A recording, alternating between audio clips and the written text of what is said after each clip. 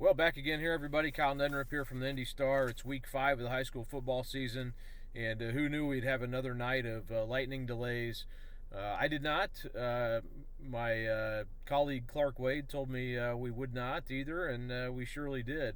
But yeah, it was not a. It turned out we had about an hour and 5 minute delay out here at Westfield tonight for number 1 Westfield, number 8 HSE. The players said they just kind of bided their time in the locker rooms and just kind of waited it out. And it turned out to be a really nice night actually, weather-wise. It cooled off quite a bit. The rain came through pretty hard for a little bit up here at Westfield anyway. I know some other games had delays tonight as well. But HSE ends up coming back, tying the game, putting it into overtime at 14 all. Long pass by Chandler Weston, a 51-yard pass after Westfield missed a field goal, 33-yard field goal attempt, with about 6 minutes left in the fourth quarter. And Kendrick Pennybaker caught a 51-yard pass from Chandler Weston, got HSE kind of in business there, able to score about 5 plays later. Carter Reed had a 1-yard touchdown run. They really leaned on Reed tonight. HSE really kind of a beat-up team right now. They've got some guys out with injuries, but definitely had enough to win this game if they could have got a stop in overtime, which they couldn't quite do. Westfield had the ball at the end of regulation too, and I kind of thought HSE might take a timeout, but 3rd and 10 then. Carson Melvin completes a pass for about 11-yard, 12-yard gain, and that allowed Westfield to be able to run the clock out in regulation, get the game to overtime. And then the first play of overtime, Deacon King took a handoff around and then ran around the left end and scored for a 10-yard touchdown run on the first play of overtime. On HSE's possession, got the ball back, ran Reed up the middle twice. He got down to the 4-yard line. On 3rd and 4, he got the ball again, and it looked like Alex Arambolas knocked the ball loose. I thought that was the case watching it, and a couple of people told me after the game that's what they thought too. It was such a scrum there in the middle. It was kind of hard to tell exactly what happened, but looked like he knocked it loose, and then definitely Webster jumped on the ball. Michael Webster jumped on the ball, and that allowed Westfield to close it out and win. Westfield stays undefeated. They're 5-0 on the year, and Deacon King, he was the player of the game, had 3 touchdowns. He had a nice wheel route to put Westfield up by a touchdown at 14-7. I think it was a 59-yard touchdown pass from Melvin. Also had a long 62-yard run on the first score of the game. That was in the first quarter. The game was 7-0 at halftime. It was very defensive type of game. HSE, again, they tried to run the ball as much as possible and had some success with Reed and Weston getting loose a few times too out of the backfield from the quarterback spot. It felt like Westfield was in control at times. They just couldn't quite put HSE away. And then, like I said, HSE towards the end of regulation went down, had a chance to tie the game there and maybe get the ball back, but wasn't quite able to do that. Got into overtime, and like I said, King had a nice run. King, talking to him after the game, sounds like he's really likes Purdue right now. He's taking a visit to Michigan tomorrow for a game, but I think it sounds like Purdue is in pretty good shape for him right now. Who knows how it plays out, but definitely a big playmaking safety. Also plays running back and can catch the ball in the backfield for his high school team. So big time playmaker on both sides of the ball for Westfield. So Westfield wins it 21-14 in overtime. I think HSC will they're gonna be tough. I mean, right now I would say, just from a general standpoint, 6A is kind of wide open. We saw that tonight. Not only this game, but Brownsburg and Fishers was a wild 31-30 game, and it sounded like just from reading a little bit and watching some of what happened there, Brownsburg was able to score late and win that game right down at the end of the game, 31-30. Brandon Sharp had a touchdown catch from Oscar Fry, a 17-yard reception to win it there. I think that was like in the final minute of the game. So some pretty pretty eye-popping numbers in that one. From an offensive standpoint, Sharp had 128 yards receiving on 10 catches. John Anthony Hall 141 receiving yards on 8 catches. So huge game for him as well. So that was a wild one. Fishers has played well. They beat HSE last week. Almost take down number 2 Brownsburg tonight. So a couple of really good showings, I would say, by Fishers, especially coming off that Pike loss in week 2. And also number 3 in 6A was pushed as well. Warren Central beats Ben Davis in double overtime, 24-21. And first points of the year scored on Warren. We knew it would happen at some point. And Ben Davis gets on the board against them tonight, but could not get the win. Akeem Glassby covered that for us. We'll have much more on that game at IndyStar.com. But 24-21, Warren stays undefeated. So between the top 3 teams, Westfield, Brownsburg, and Warren Central, all 3 win. But 2 of those go into overtime, and the other one was a 1-point game.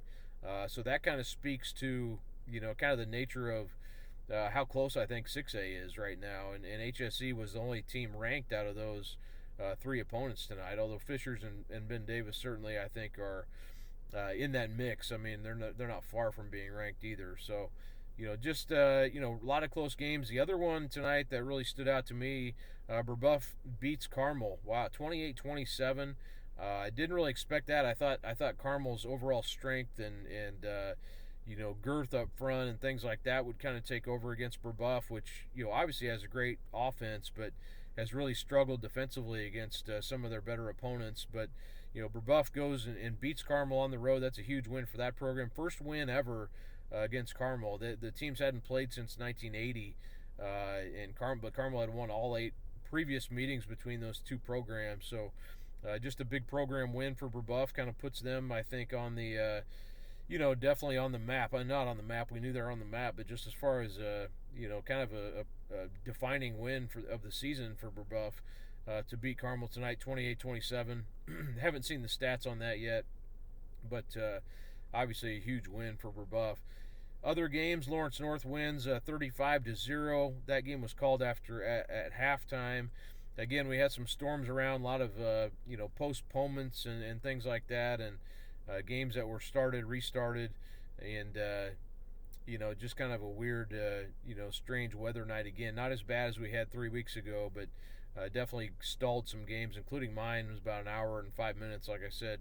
New Pal beats Pendleton Heights 56-17 tonight. That New Pal team stays undefeated in Class 4A. Triton Central beat Covenant Christian, another game that was called after 2 quarters, but that one was 40-0, so not much reason to keep going there. Zionsville gets a good win over Noblesville, 35-28, and Sam Manna had a couple of second-half touchdowns in that one, as Zionsville beats Noblesville 35-28. So Noblesville just another game where they just can't quite get over the hump, and they dropped their 3rd game in a row now. Franklin Central, a good win over Avon. Avon obviously has been without their quarterback, Jace Cameron, so that definitely changes things for them. But Franklin Central gets a late field goal in the 4th quarter and wins 10-7 over Avon in an HCC game. Cathedral rolls 53-13 over North Central. Xavier Dangerfield, another big game, 188 on the ground for Dangerfield, and had him in our list of top sophomores. Also, Brandon Sharp was on that, and from that Brownsburg team I mentioned earlier. So a lot of sophomores really playing well so far this season. Plainfield got a 28-0 win. They're the number 1 team in Class 5A, 28-0 over Greenwood tonight. So Plainfield stays undefeated. They will move on now, 5-0. Roncalli, 38-23 over Guerin Catholic. Good win for Roncalli tonight. A lot of points for Roncalli. That's kind of been a defensive team, but looking through some of the numbers here, Ash had 220 passing yards.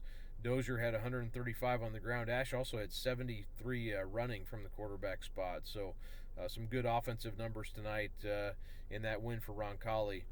Some of the other games, Center Grove won. I was going to look this up too. They beat Trotwood Madison out of Ohio 28-25. Was curious about that game, and looking at some of the stats here, it looked like Center Grove was up 15-0 at halftime and kind of had to hold on to win that one.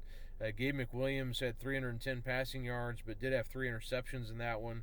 Brevin Holobar had 8 catches for 119. Baxter, Holobar, McClurg, those guys have all had big seasons from a receiving standpoint. Nolan Reese 81 or 85 on the ground for Center Grove. So another good win against an Ohio team for Center Grove, which improves now to 4-1 on the season. So another top 6A team gets pushed tonight as well. Columbus North Chittard, that at last check was 14 all. So would like to look that one up and see who won that one. I watched a little bit of that game actually while my game was in a delay, and at that point Columbus North was leading 7-0, but figured that would be one of the better games of the night. Columbus North ranked number 8, I believe, in Class 4A so far this season, but let's see here. Chittard actually did win that game, so 21-14 Chittard came back to win, so handing Columbus North its first loss of the season, and good win for Chittard. That's a tough team, a tough 6A team to defeat. So Chittard wins it 21-14. Eastern Hancock beats Knightstown, a wild one, 51-40. Eastern Hancock has played some wild games this season. Crispus Attucks 64-20 over Purdue Poly. Greencastle beats Indian Creek 17-14. Greenfield Central 49-6. Dallas Freeman became the all-time leading passer in their program's history tonight for Greenfield Central. Heritage Christian beat Southport 44-34. Hamilton Heights 21-6 over Western. Hamilton Heights, their first win of the season. Lawrence Central beat Pike 22-14, so LC gets in the win column after that tough loss to Warren last week. Lebanon beat Frankfort 64-8. Lutheran beats Ritter 62-21. Martinsville keeps rolling. No wild comeback tonight. They beat Franklin 40-7. Milan 64-48, a basketball score. Milan beats Greenwood Christian in that one. Monrovia 55-22 over Beech Grove tonight. Mooresville and Decatur Central do not have a final on that one. That was a lightning delay game as well. Mount Vernon beat Delta 49-20. So Mount Vernon, their first win of the season. Mentioned the Plainfield game. Shenandoah beat Park Tudor 46-26. I believe Speedway ended up losing to Cecina tonight, so that is a good win for Cecina. It was 21-15, so Cecina wins that game. That game was delayed nearly 2 hours by lightning, but Cecina held Speedway to about 145 of total offense, and they were able to look like they got most of their scoring done in the early part of that game. So at least if I'm reading that right. So yeah, Luke McDonald had 88 passing yards, had a 62-yard pass to Tenari Woods in that one. So Cecina beats Speedway tonight. Good win for Cecina. Tri-West and Danville at last check, that was a tie game at halftime. So some of these games not quite in yet, at least from our at IndyStar.com. A couple of games anyway. Whiteland beat Perry Meridian 48-28. That game was also delayed, as most of these probably were. Western Boone 56-14 over North Montgomery. So kind of the story of the night, though, is all these close games. The 6A teams having to win a lot of close games tonight.